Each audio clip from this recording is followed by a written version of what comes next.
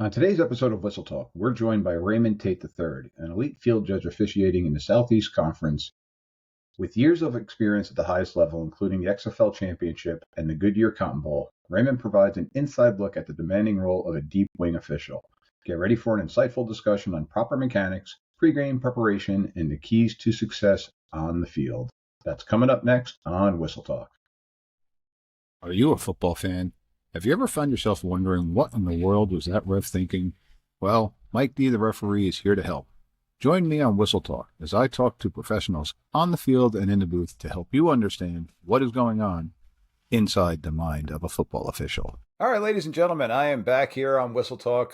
Tonight I got a special guest. I have a gentleman from the SEC Conference. We got some big games going on here. Mr. Raymond Tate. Raymond, thank you very much for joining us tonight here on Whistle Talk. Appreciate you coming on. So, Raymond, just to give a little background of him, he is going into his third or fourth year in the SEC. Third year? Going into fourth. Fourth year in the SEC. And Ray is a field judge. So, for those that don't know, the field judge position is basically, we generally refer to it as a deep wing. So Ray is going to be down the sideline, and he's going to be anywhere in the high school level between 20 and 22 yards. And I'm going to let Raymond go on a little bit more in depth about that as we dive into it. But Raymond, if you don't mind just introducing yourself, I appreciate all our listeners know who we got here tonight. Yeah. So Raymond Tate, I'm field judge in the SEC.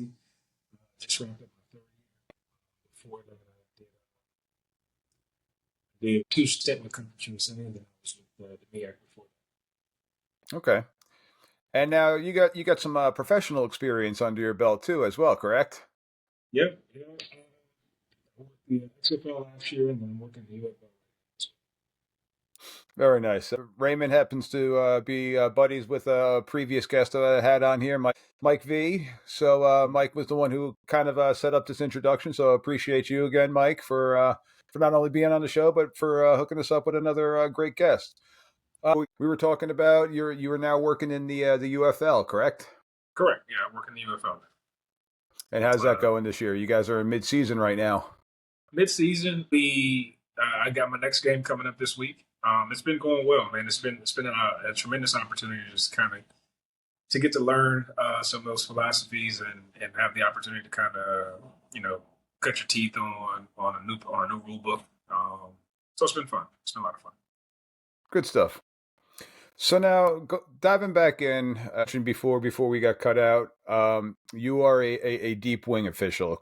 Explain to our listeners just exactly what a deep wing is.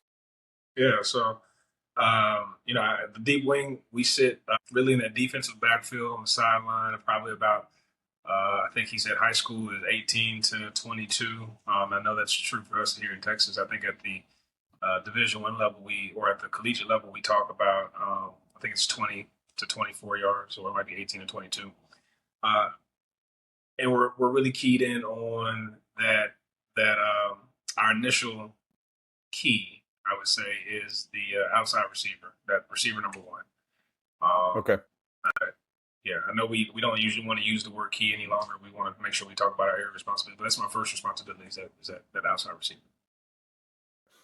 So now for everybody else that's out there, now when we're referring to it, we're going to count outside in from the sideline in for the number of receivers. Pre-snap, you're looking down at that number one wide receiver, first wide receiver in from the sideline. So if you get a trips formation, three receivers on your side, your focus is on number one still. Yep, that's good. That's absolutely true. It helps, I would say, as a field judge or as a deep official to know, I think, where, to the point you said, I think it helps for us to know like what everyone else's responsibilities are. So I know what 2 and 3 are doing, but number one is where I start. Okay. So now you're focusing in or looking in pre-snap at number one. What's going through your mind pre-snap? What are you thinking about? What are the things that you're taught to focus on before the ball's even snapped? Yeah, so I end every play, which starts every play with my pre-snap routine, and so let's say I got that out the way, and now I'm keying in on my responsibility. I'm thinking about things like where we are in the game, where my receivers lined up at. Um, that helps me kind of identify what routes are going to be available to him at that particular spot. I'm making sure I understand what defense the defense is showing in. Is my corner going to be in man press, Man, or thing, are they isn't running it? a soft zone? What those types of things, so I can know what I can expect, or I can kind of anticipate when that contact was going to happen, or when that potential contact is going to happen. I think those are the things that I'm really keying in on at that particular moment. So yeah, my personal responsibilities are start every play, like I end every play with my pre-snap routine. So let's say we've gotten that out the way, and when we're talking about just as I'm keying in on my receiver, I'm taking note of where he's lined up on the field. That kind of lets me know, or helps me understand what routes are available to him. Keying in on what type of defense the defense might be in, based on where we are on the field, down in distance, those types of things. All that's running through my mind as I'm keying in on my first responsibility. Okay. So now, and we kind of skipped over this a little bit. What are you and your crew talking about pregame? So now, before Okay. the game even starts, so you got say a Chip Kelly run and gun type of team, as opposed to SEC. You get an Alabama, which is going to kind of try to play old school smash mouth. Well, they're opening it up a little bit more too these days, Sure, but yeah. Yeah, but they still want to run the ball. They still want to yeah, put it down the throat. What are we talking about? We talk about, I guess we will talk about styles. We will talk about, with this offense, you can, they're running the pass split is 60-40, so you can expect more passes. They like a short intermediate pass offense. So, make sure that we are, that you're, not necessarily more locked in on those first 5-7 yards than anything else, but just understand that that's probably where you can anticipate, or at least expect some of that contact to occur in this type of offense, because when you're talking about contact fouls in the defensive backfield, typically they're going to come at the break. So that break on the intermediate pass offense is going to come between 5 and 7 yards, those types of things. We'll talk about that, like that type of stuff, but that's really about it, right? You want to talk about enough to give you a level of awareness, but not as much as to where you are trying to anticipate fouls, or you are keying in on somebody because that might be something that you think they're weak in terms of maybe blocking downfield or holding in the defensive backfield, those types of things. So we just want a level of awareness that's about as far deep as we're going to go when it comes to talking about teams' style of offense and defense. Now, that's a great point you bring up about not going too deep into it, because I know I'll talk with other officials and hey, I'm working A versus B this weekend. Hey, Mike, you got to watch out on A. Number one, he's a dirty player, and this, that, and the other thing. And I've mentioned a number of times, in our shoes, we're human, we make mistakes.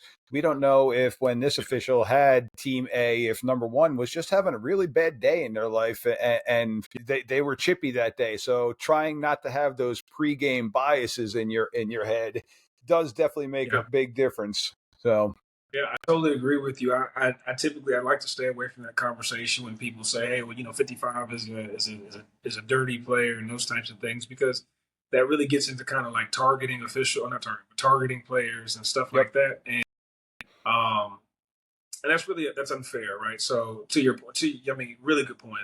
He could have just been having a bad day, right? His girlfriend just broke up with him right before the game, type of thing. yep, Who knows? It could be anything. So I agree. I do think that. Now, I don't want to be oblivious to patterns, right? He's gotten 4 UNSs over the past 5 games. Okay, I'm not. yeah, Yeah, no. you don't want to be oblivious to patterns, but absolutely. Hey, I just had so and so last week, and he's a dirty player. To be careful with that. I agree with you.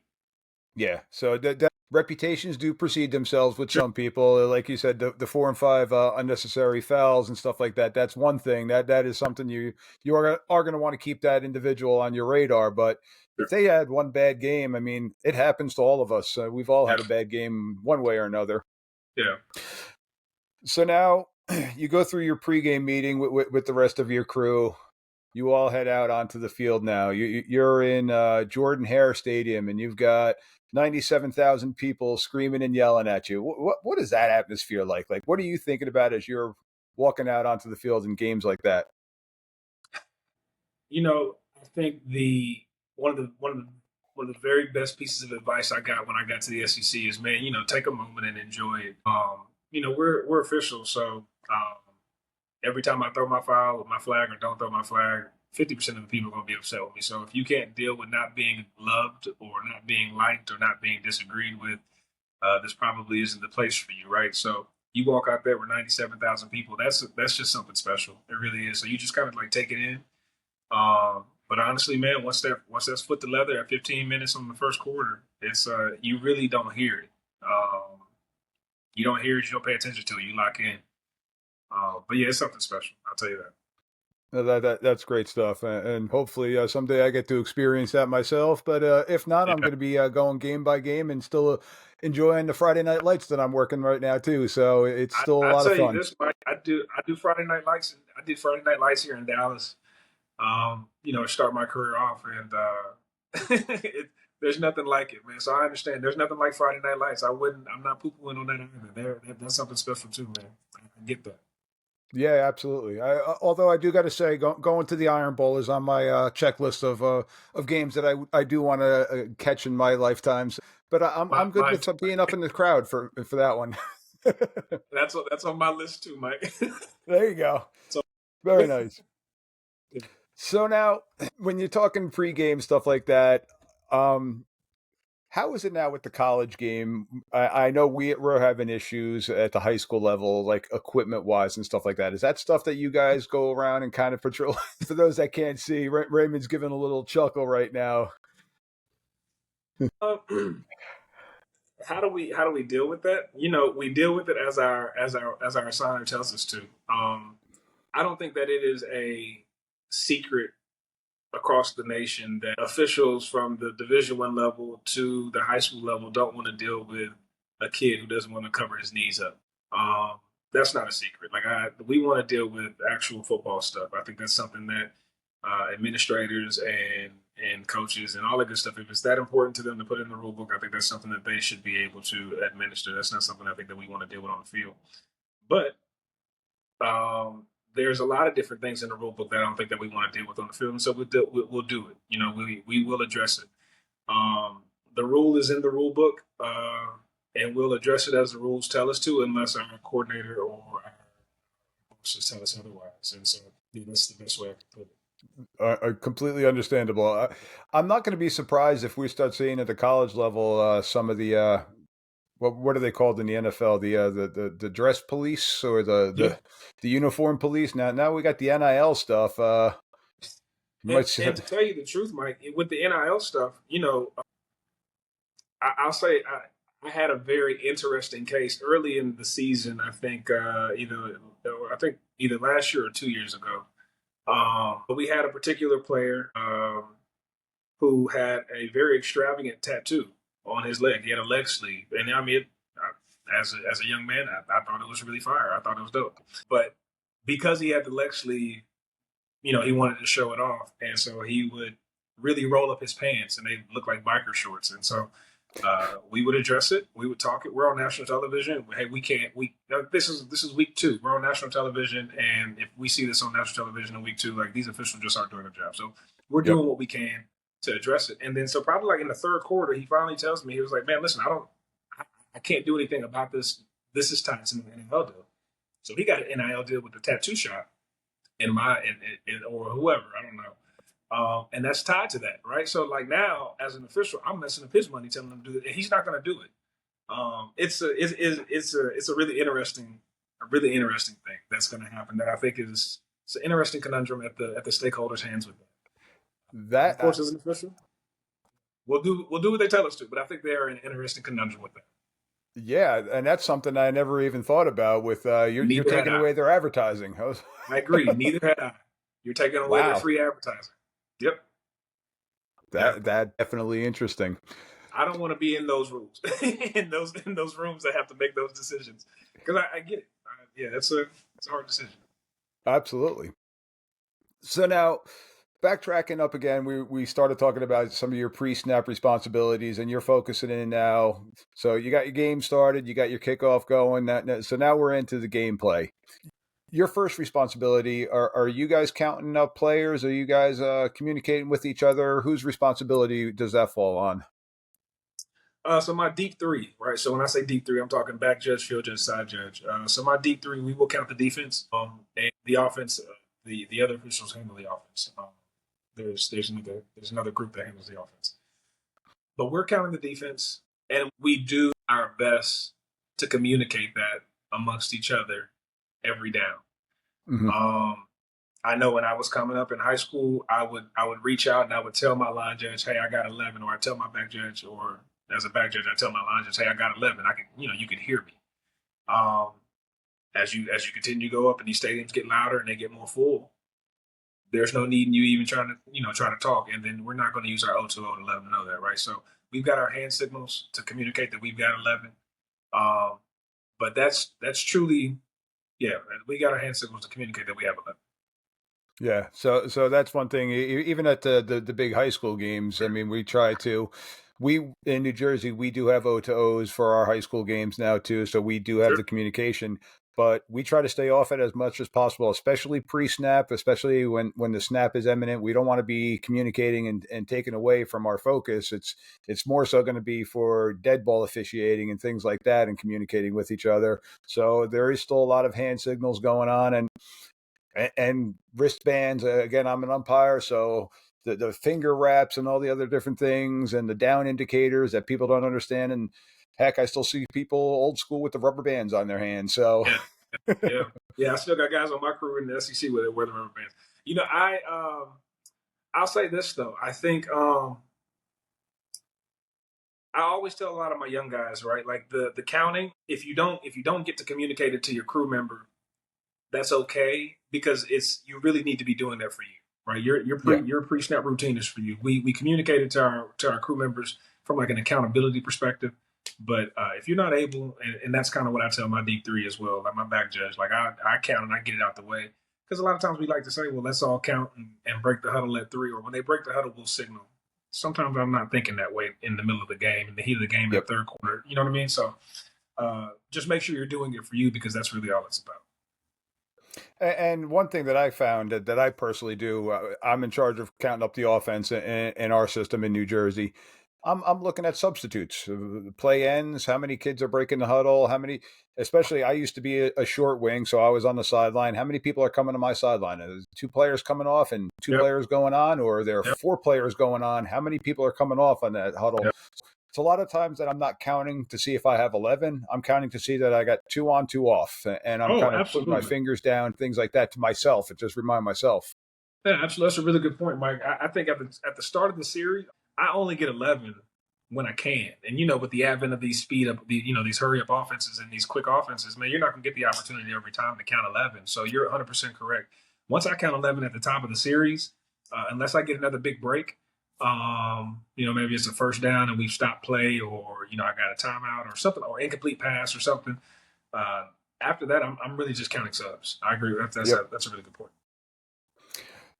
So now going back, your pre-snap responsibilities, you're focusing in on the number one receiver. Is anything changing for you when you're getting some of these funky type of formations? Say you get a closed formation where you don't have a wide guy on your side, you just have a tight end to your side, or you get a formation where you get maybe a diamond formation where you got quads, 4 receivers on one side. So how do things like that change for you, your mindset? Yeah, I think that kind of leads into why I said that we don't use the word key any longer. We have our area, we have our responsibilities, right? Our primary responsibilities. And so as a field judge, if I don't have a wideout and I only have a tight end, he's still the number one receiver on that side of the field. So he's still my responsibility.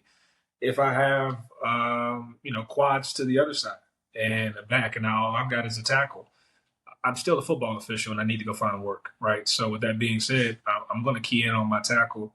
You'd be hard pressed to see me throw a hold, but I'd be down on a chop block, or I'd be down on anything from a safety perspective with that tackle if it happens immediately at the snap until something comes into my area, into my zone.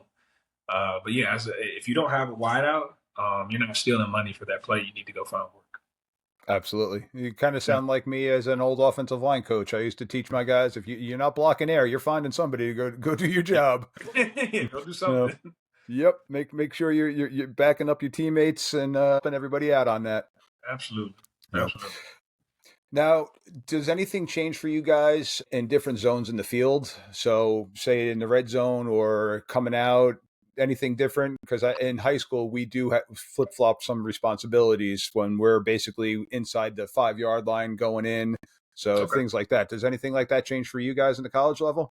No, nothing changes. What we will do, or what we will say, is that we'll stick with our keys a little bit longer. And again, we're still using that term, right? But we'll stick with our eligible receivers a little bit longer, right? Because everything happens a little bit quicker in the red zone, right? So we don't flip flop any responsibilities or anything like that, but we do want to stay tied to um, our eligibles a little bit longer because routes tend to go a little bit more horizontal than vertical, right? So Yeah.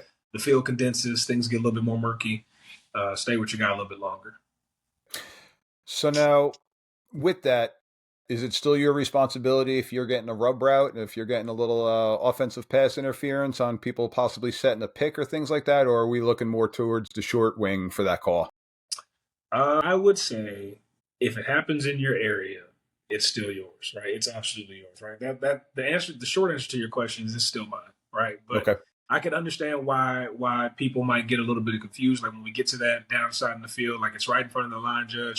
Should I stay off of it as a field judge? Absolutely not. If it's your key, it's your receiver, it's in your area, you see the foul, you are a football official. Mm-hmm. So you throw the flag. So now, and again, I apologize. I'm throwing a lot of stuff at you here. No, you're okay. I'm thinking back to my coaching days. As a defensive back, I used to coach the cornerbacks and whatnot, and we used to teach our cornerbacks, if one is crossing the field, snap your head across and expect somebody to be coming back to you, some type of crossing route. Yeah. Mechanics wise, are you guys kind of thinking the same thing? If your receiver, your number one key, starts going across on a drag or some type of over route, are you looking to try to catch somebody coming back to you? Earlier in the session, I think I talked about I want to know like where we are in the game, down and distance, those types of things.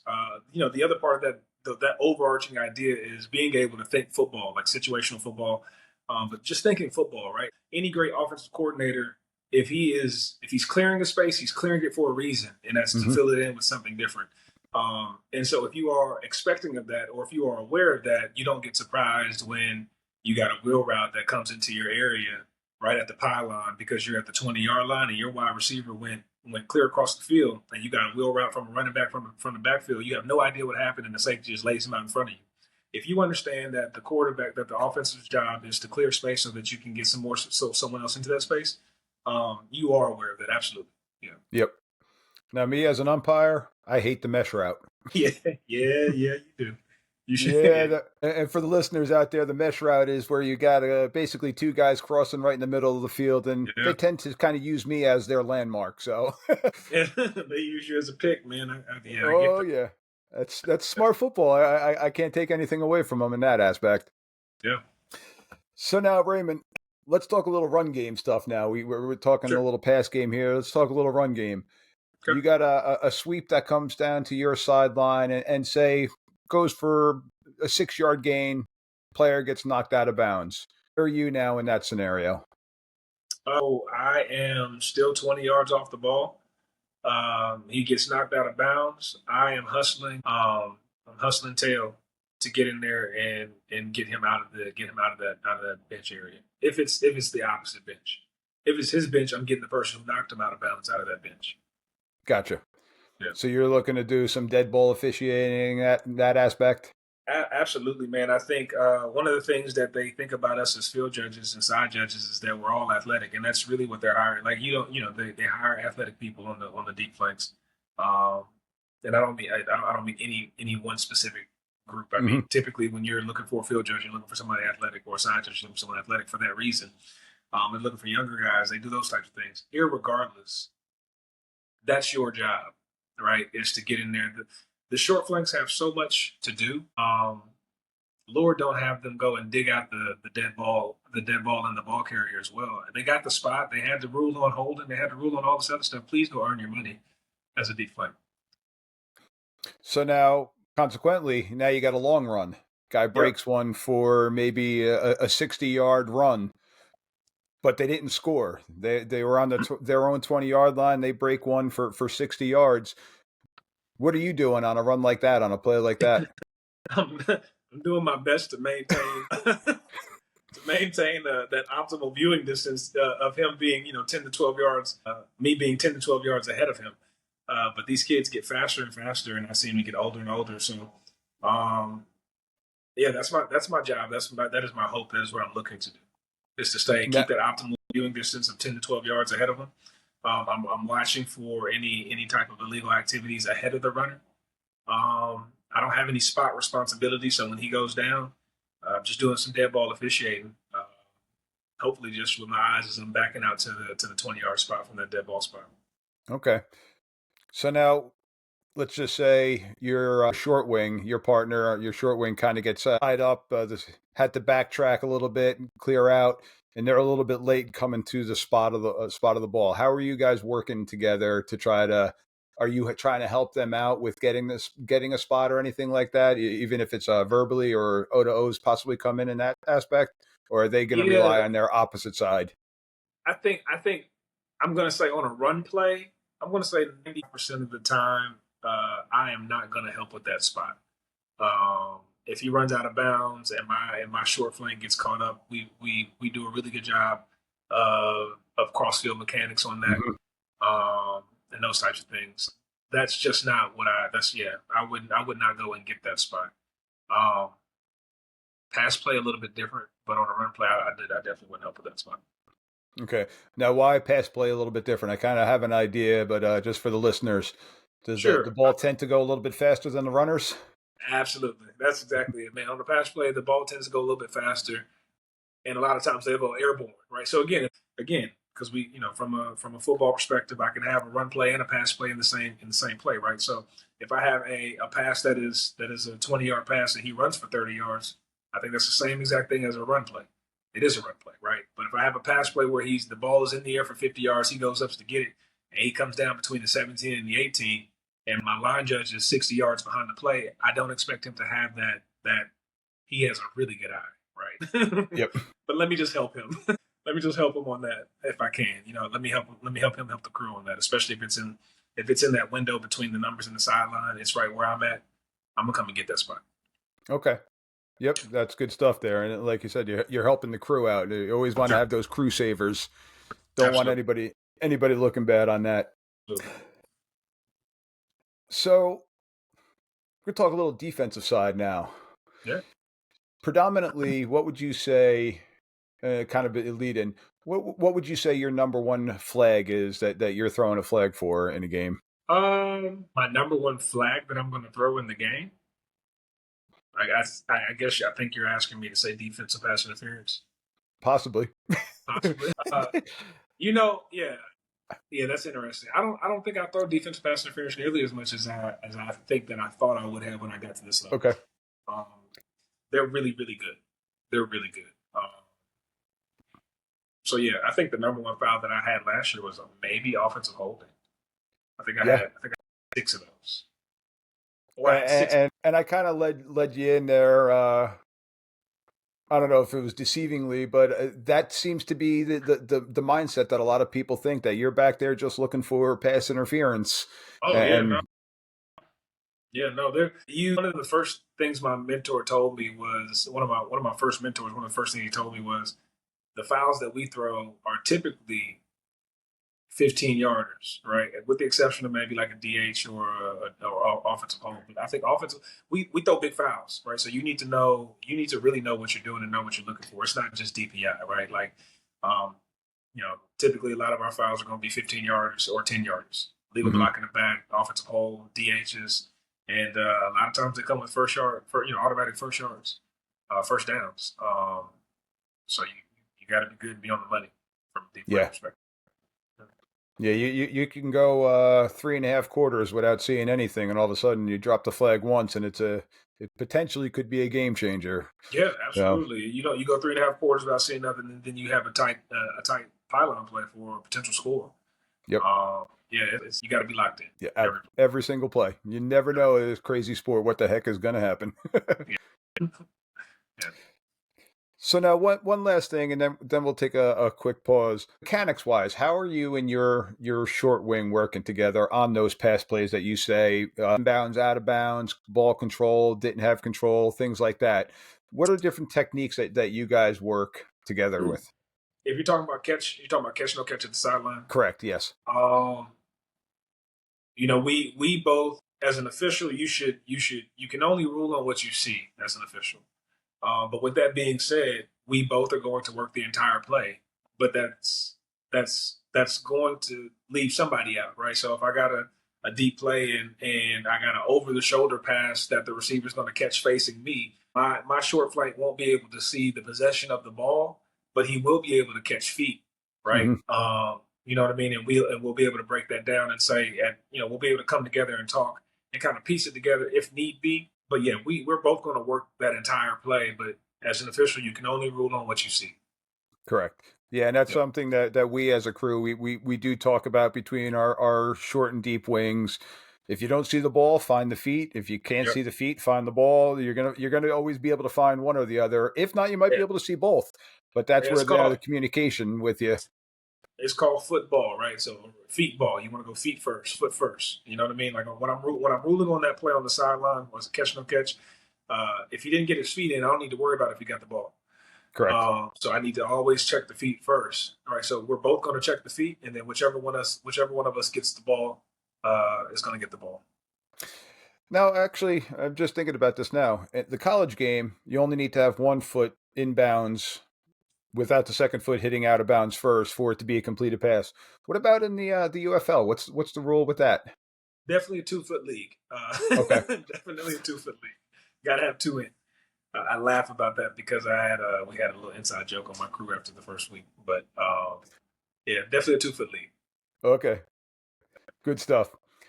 All right. So at this time, we're going to take a short pause. And when we get back, Raymond and we're going to dive into basically all officials' nemesis, the kicking game, and how, as a deep wing official, how the kicking game likes to play tricks with us. We will be right back after a short break. So stay tight, and we'll be right back. Awesome.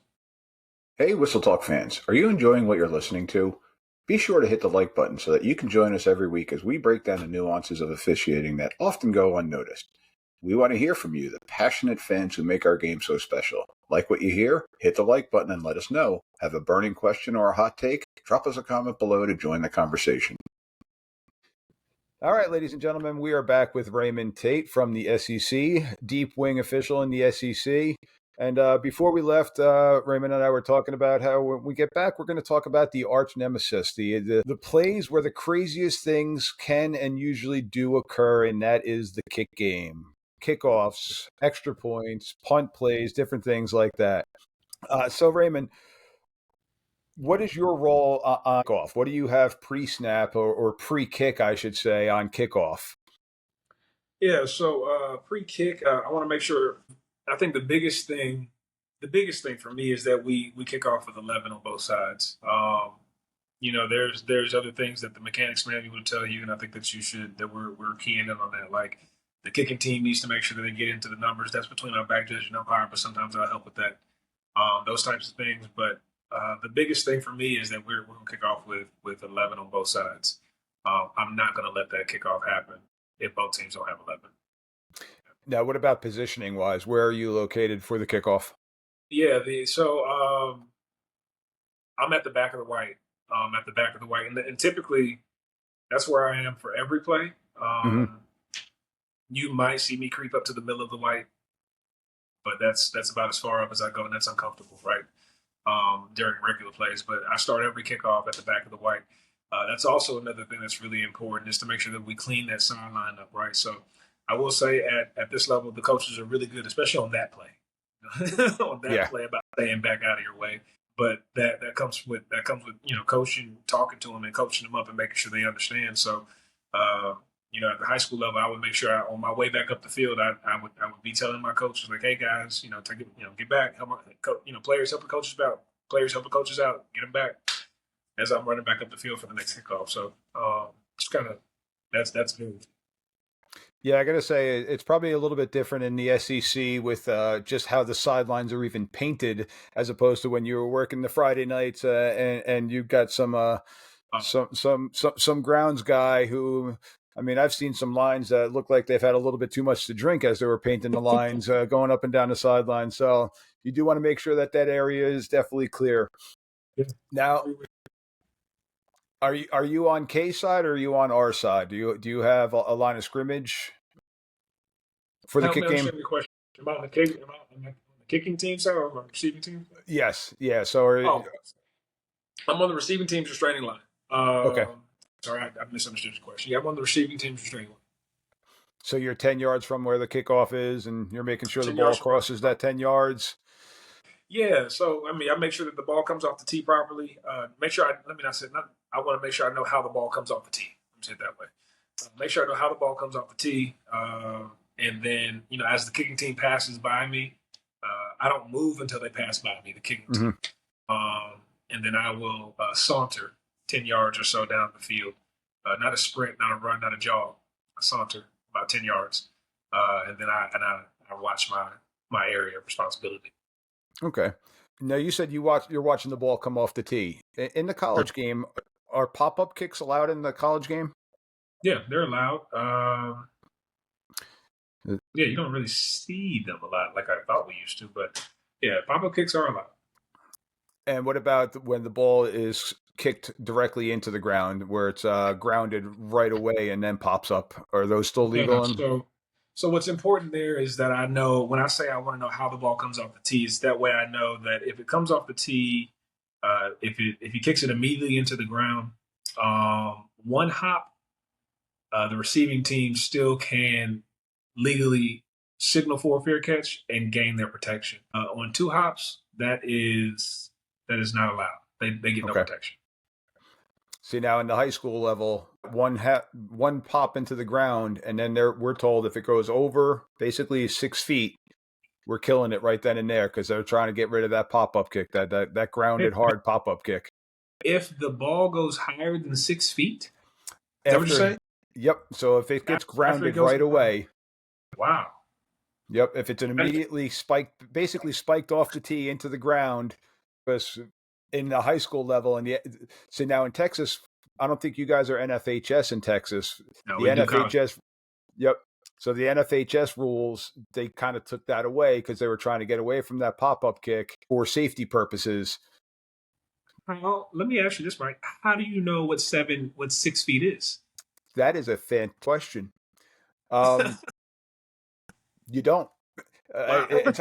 It's honestly it is a judgment call. I'm 6'3" now. Yeah. Not now. I've not always been 6'3", but I'm 6'3". I am now behind the kicker, and that is my number one focus point on kickoff is to make sure that if it is grounded, that it's not going higher than what I'm perceiving to be 6 feet. So I'm going to give that gray area, but basically, if it's going over the heads of the players. I don't know any 7-footers that are really playing in high school ball in New Jersey right now. So I'm gonna go with the benefit of the doubt with that. But yeah, that's our rule to try to look at that, and it's a tough one. I think it's incumbent on rule makers at all levels to make rules that can be adjudicated with some level of not necessarily ease, but with some level of consistency. There's no way that I think that you all could be consistent with that. And I don't think that's just the only rule. And I'm not trying to rag on NFHS or anything like that because we have them all over. We have those types of rules all over the college football rule book too. So I just wanted to say that I think that's really unfair to you guys. I could say the first year that it was brought in, it was difficult, but I think then the coaches kind of became more aware of it, and I couldn't tell you the last time that I've actually seen it occur intentionally incur, I should say, because there are times where the kicker shanks the ball and it happens, and I'm not going to kill the play on something like that. Where so high school level, you got kids that, hey, who can kick today? Come on out there, go for it. And all of a sudden, it's an onside kick when it wasn't supposed to be an onside kick. Right. That's fair. That's fair. So you using a little judgment in that aspect too. But again, like you were talking about, kind of knowing the situation, there are times where you are going to try a surprise onside kick. There are times where it's late in the game and everybody knows what's coming. So Yeah. you're definitely going to go within in that aspect. So now getting back to the kick game, the punt plays. You guys are deep on the punts. How are you guys positioning yourself on the punts? Where are you in relation to the punt returners themselves? Different things like that. I am typically I line up 15 yards behind my punt receiver. I line up 15 yards behind my punt receiver. I was going to say I don't know what the mechanics manual says because I really don't. But I've always lined up at 15, and I do that. There's a reason why I do that. And so for me, let me say this: the mechanics in football are very much an art. There's other sports where the mechanics are a science. You're supposed to be somewhere based upon where something else is, and based upon this is what's going on in the game. But in football, I view them much more of an art, right? So you want to make sure that you are in a place to where you want to minimize whatever level of movement, so that you can maximize your eye discipline, um, and still maintain the level of the angle that you need to, right? So I think 15 yards behind the punt receiver does that for me because very, very rarely is the punt receiver going to not move because the punt came directly to him. Mm-hmm. Once that ball is off of the foot, he's going to gauge where that ball is going, and then he's going to move. Sometimes he's going to move backwards. At 15 yards, very rarely do I have to move backwards with him. So I can still maintain a level of stationary positioning, keying in on my key that's 70 yards down the field or 60 yards down the field to ensure that my gunner is free from foul. But that's typically where I stand. I think if we are anywhere, depending on where I am, depending on who my punter is, if we're on the 50 and in, I'm on the goal line. Uh-huh. Yeah. Yep. So you're ruling for any type of touchback or anything like that. Correct. Yep. Now, I know here in New Jersey, we are 6-man crews, and we've gone back and forth with our mechanic of kind of staggering one deep official kind of being in front of the punt returner, other ones being behind the punt returners. You being 15 yards back, what is your partner on the opposite side of the field? Are they also 15 yards back? Yeah. And so again, like that's why I say it's much more of an art in college football, or not in college football, like in football period. The mechanics are because I don't think that he should be keyed off of what I'm doing. Truthfully, I think that he needs to be doing whatever works for him based upon the mechanics manual. I think there was a school of thought many moons ago that we needed to be on the same yard line just because it was aesthetically pleasing from like a video perspective. But I've always thought that was a farce, a fallacy.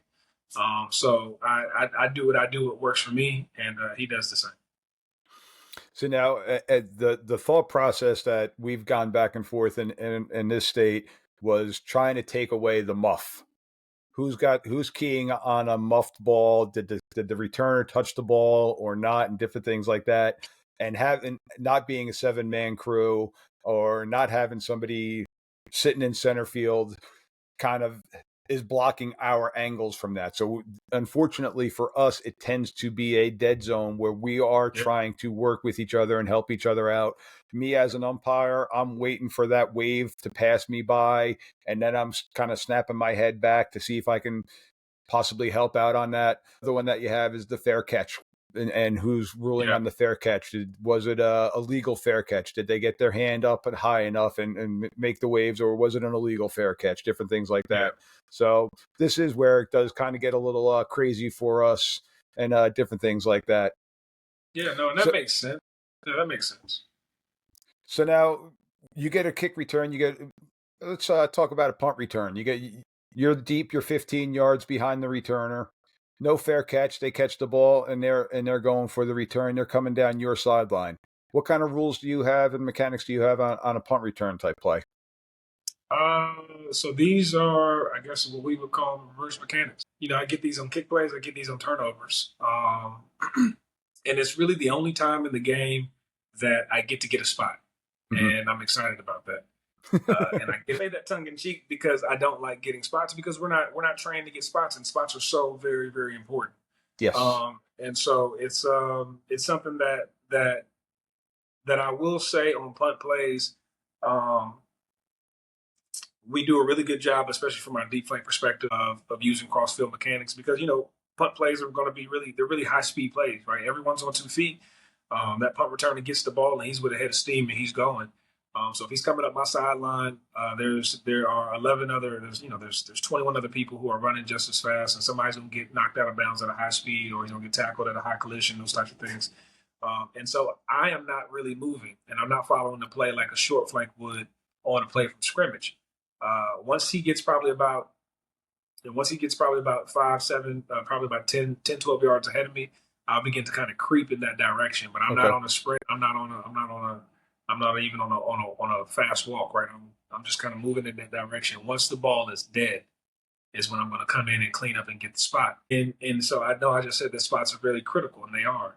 But on punt plays, because B is getting the ball, very rarely is anyone going to chum over 1 or 2 yards. If I'm off a yard or if I'm off 2, not that big of a deal. If I'm off 7, I might get a little bit of help, or my cross field might give me a little bit of help. But that's really what we're doing. I'm not really worried about that spot to a yard perspective because I got so many different other things to worry about on a kick play. Yep, and that's a great point. And I know we always talk about let's start the next series with the ball on a tick and making sure. So if we're 6 inches off, but the nose of the ball is on a yard marker, and we could set the chains on that first series, makes it easier for the coaches, for the players, and for us as the officials. So that initial mark is not as important as, say, 3rd and 2 and a team's going in. So that's definitely something. Now, me being a former short wing, that reverse mechanic sometimes used to catch me off guard because it's always ingrained into us, do not get beat to the goal line. And you being 20 some odd yards deep and with the speed of the game that you have, you're trying to always maintain that cushion that you're talking about. But now all of a sudden, as a short wing, you get a slant play, a short pass play that all of a sudden is picked and taken to the house. I got to be on my horse and try to beat that young 16, 17-year-old buck down to the goal line. And sometimes it wasn't so successful, but that's where the reverse mechanics come into play. Yeah, absolutely. And, I have, it might have been my first year in the SEC. I was getting beat to the goal line. I wasn't getting beat to the goal line in Conference USA, but in the SEC, man, these kids are otherworldly fast. And so, like, if you do it right, you're not you can stay on top of the plays if you do it correctly. But it doesn't take much of a slip. You know what I mean? Like, you stay on your key too long, or you stay in your back pedal too long. It doesn't take much of a slip because these kids are, Olympic level fast. Yeah. So it's going to, all that to say, like, it's going to happen. And it's not something to, like, truly beat yourself up about. It's not a mark of success of how well you did officiating the game that night. We talk about, not getting beat to the goal line because you just want to make sure that you are in the best place to officiate every play. Mm-hmm. So now, last thing I want to talk to you about, and I kind of misled you, I should say, before talking about penalties, but it is a penalty that does come with it a little bit of controversy and whatnot. Can you talk about interference? Because typically it is going to come from a deeper official as opposed to the short wing. Not necessarily all the time, but more a majority, I would say, coming from a deep wing. So talk about interference and some things that you're looking for, be it offensive or defensive. Yeah, I think the biggest thing, one of the things that really opened my eyes early on in my career is, and I'm sure that people have heard this, I'm sure that you talk about it, right? But when you really are able to kind of sit with it and have this realization, this level of understanding on the field, it really opens up pass interference for you.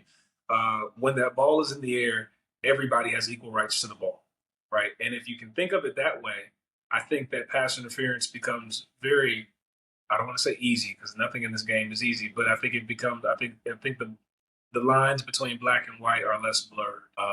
They're looking for, we have our indicators, we have our keys, we have our categories and all that good stuff, right? But if it's not something that's huge, sticks off the map, there's going to be contact and there's going to be some touch and feeling, some grabbing. There's going to be some contact, and and you got to be okay with that, right? But once you recognize that defense has just as much of an opportunity and has just as much of a right to that ball as the offense does, I think pass interference kind of opens up a little bit more for you. Now, how much of a change have you seen in the this is probably about 7-8 years now that it's become popular with that back shoulder fade and interference calls with that? I'll say, I guess when I was coming through high school and even at the small college level, like you said, that back shoulder fade really came into play with Aaron Rodgers, like in the 2010s and all that good stuff. So as I'm coming through high school and small college at that time, those quarterbacks weren't as adept at creating or completing that pass yet. So I didn't start seeing a lot of back shoulder fades probably until my later Conference USA years, and definitely now in the SEC when you got these cats that are going, in the first round as quarterbacks. And if, in my personal humble opinion, I think that is probably the most unguardable pass. If it's executed properly, it's probably one of the most unguardable routes that we have in football. So there isn't a lot of opportunity because the defender is unaware of when that ball is coming. If the routers ran properly, because the defender is unaware, he's typically not going to foul, right? Mm-hmm. And because it's such a quick release. But what you're going to see more than anything is the offensive pass interference on that back shoulder fade. A lot of times, wide receivers, the defenders are playing such great defense. Offensive players really like space. A great receiver knows how to make catches in traffic, and they know how to make catches with people on them. And a lot of times they get uncomfortable because of how close, that receiver, that defender's on them. And so, even though the ball is being thrown to the opposite side, he will release. And typically they don't really mean to. But when I see that extension of the arm, that's one of my indicators to look for the level of effect that it's going to have on that defender. And once I have that indicator, if I lose a footing or if there's any level of speed, rhythm, balance, quickness that's kind of thrown off, I can be supported with OPI. Okay. And that's great how you broke that down. I really like how you broke that down, especially seeing that arm extend of being the initial point of emphasis. So, okay, got something I got to look for here. Yeah. Defensively, now, how are you guys with you're seeing that arm kind of wrapped around a little bit as they're trying to reach in, say with their one hand, but their other hand is kind of around the hip. How are you guys looking to call that? Does it have to be a necessary tug or a pull that they're turning the hips on the other player, or just having their hands on them? When we're coming to pass interference, when there are pass interference, offensive pass interference, defensive pass interference, and DH, and even offensive holding. My pass interference calls and my holding calls. Before I throw my flag, I like to put it into a category in my mind. Before I throw my flag, I have the category that I'm going to put it in. And so what you're talking about is the hook and turn play, right? So I have an arm that's on that defender, on that wide receiver from the defender. And so for hook and turns, we always have an indicator. So the indicators, I got that arm around it, right? What I want to know on that indicator is one of the things that I'm watching for is, okay, where is this arm? He's got an arm on him. I'm cool with that. We can all be friendly with an arm on him. But where is that arm? If that arm is around the waist, right? 9 times out of 10, we're talking about football players that are, squatting 600 pounds, deadlifting, 700 pounds. They are very sturdy at the waist. And so I might have an arm around the waist, but it's going to take a great level of effort from that defender to use that in a manner that's going to truly affect the wide receiver. Mm-hmm. So what we're saying is if that arm is around the waist, typically he's not going to affect him that much. I'm not saying that it can't happen. I just want to know where that's just my indicator, right? If that arm is up around the shoulder, you get a little bit more movement. I can get a little bit more control over that wide receiver. That's where his arms are, obviously, if we all know anatomy. And so it can really have a little bit more of a material effect on that receiver. And so that's when I don't need as much restriction or as much movement from my defender if that arm is up top for me to know that it affected him. And if I see that, then that's my indicator, right? So I'm looking for where is that arm? If we're talking about the hook and turn, where is that arm on the receiver? And then I also have to be able to identify the effect that it had on the receiver. That awesome job of breaking that down, because a lot of people the layperson just sees that arm wrapped around. So yeah, that's an indicator. All right, let me really focus in on that. That doesn't necessarily mean that there's going to be a flag on that play. And the same thing, even sometimes with the arms extended on the offensive player, did they push off and create space, or was their arm just kind of flailing a little bit? It's the thing to look for, but it's not necessarily the gold standard with it. So you still have to make sure that they have the other parts with it. Absolutely. You want the big fouls. I want the big things. Correct. Murder and mayhem is what my old boss used to call it. Eminem. I want murder and mayhem. That's what my flag comes out for. Yep. And if I've last checked, it is still a contact sport. It's not flag football still. So there is still going to be a point of contact going on somewhere here and there. So Raymond, with that, wrapping it up, one last question that I got to ask you, being in a great conference like you are in with the SEC, some of the best football going on there, what's a cool memory that you have, or what's a cool moment that you have working in these types of games in this atmosphere? Man, I think, I get one. I think, honestly, I've been fortunate enough to have one almost every year. Right. But I think it's going to come with I have such a level of gratitude of being able to work in the Southeastern Conference because I wanted to be in the SEC. I love college football, and I love college football in the South. I don't think there's nothing like it. Let me leave it at that. So with that being said, it's not that hard for me to leave one of these games feeling in awe. I was fortunate enough to work. I've been fortunate enough to work some really cool games. I think the most recent one probably would have been the LSU Ole Miss game that went a couple different overtimes. It was a night game. Oxford was rocking. LSU had the Heisman Trophy, or the potential Heisman candidate coming into the Ole Miss had the potential Heisman candidate and Jaden Daniels coming in. It was just an offensive shootout, man. It was an offensive exhibition if I could ever have one. And, it was a lot of fun. Oh, that's great stuff. Yeah, man. I thoroughly enjoy where I am. I do. Yeah, you're getting Sunday football on Saturday nights there. That's a great way to put it. That's a very great way to put it, man. Sunday football on Saturday nights. The atmosphere is second to none. No matter where you go, they all have something special, and that's what you want to take in, right? Like you said, Jordan-Hare is different from, Athens is different from Tuscaloosa, is different from Oxford, right? Different from Starksville. And they all have something that makes their place special. And, we're just lucky to be able to be a part of it. And I couldn't be more grateful no matter where I go on a Saturday. That's great stuff. That's great stuff. And I'm not going to lie, little touch of jealousy on my end here. Is I'm looking forward to the days that I'm going to experience that again. It's probably going to be from up in the stands, and I'm okay with that. But going on a Southeastern tour of college football games is on my bucket list of things to do. So, yeah, no doubt, man. Yeah, they have some. Yeah, it's a great thing to do if you have the opportunity. Now I'm going to leave you with a little bit of a loaded question. Which one's got the best party atmosphere? You don't have to answer that one. That's a question I don't know the answer to. I want to make sure I put that on record. I don't know the answer to that. I don't know, but that's good stuff. Yeah. Well, Raymond, I would like to thank you once again for taking the time out and joining me tonight on the show, dealing with our little internet issues going on in the beginning of the show. So, but once again, thank you very much. Is there anything else that you want to leave our listeners with? Anything, words of encouragement or words of wisdom? I'll say thank you for having me. It's been a pleasure and an honor, man. And I'll say, man, to anybody listening, it's enjoy the journey, right? Not everybody, and I've been fortunate enough to be able to work in the SEC. I've been fortunate enough to be chosen to work in the UFL and all that good stuff. But not everybody's going to get that opportunity. And every game that you work is important to somebody, right? So.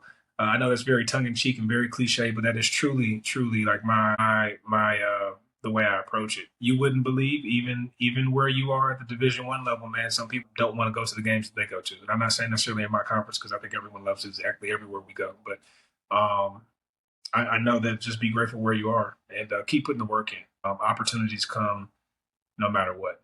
Age is just a number. Good stuff. Good stuff. Yeah. Raymond, once again, thank you very much. Much appreciated. And I look forward to seeing you this coming fall on the SEC network and catching some of those games and maybe touching base with you afterwards and picking your brain on some of the things that might be able to see there. Good luck this upcoming weekend too. And again, ladies and gentlemen, if you want to catch him, Raymond's he's in the UFL. So by the time we air this show, it's going to be probably early June, late May, early June is when we're going to publish this show. So hopefully you're in the playoffs at that point in time and getting some championship games with them. And then see you coming Saturday in September. It's going to be here soon. Awesome, man. I look forward to it, man. All right. Thank you again. Thank you, Mike. Thank you for tuning in to another episode of Whistle Talk, where we unravel the fascinating world of football officiating. If you enjoyed today's discussion and want to stay in the loop with the latest insights, be sure to subscribe to Whistle Talk on your favorite podcast platform. Stay connected with us by following Whistle Talk on social media, where we share behind-the-scenes glimpses, updates, and engage with our incredible community of officiating enthusiasts. Find us on Twitter, Instagram, and TikTok. Just search for the words Whistle Talk. Your support means the world to the show, and we'd love to hear your thoughts, questions, or suggestions for future episodes. Drop us a line through our website or message me on social media. I'm always eager to connect with the fellow fans and continue the conversation. Until next time, keep blowing the whistle on the untold stories and nuances of football officiating. Thanks for being part of the Whistle Talk family. This is Mike D., the referee, saying so long for now.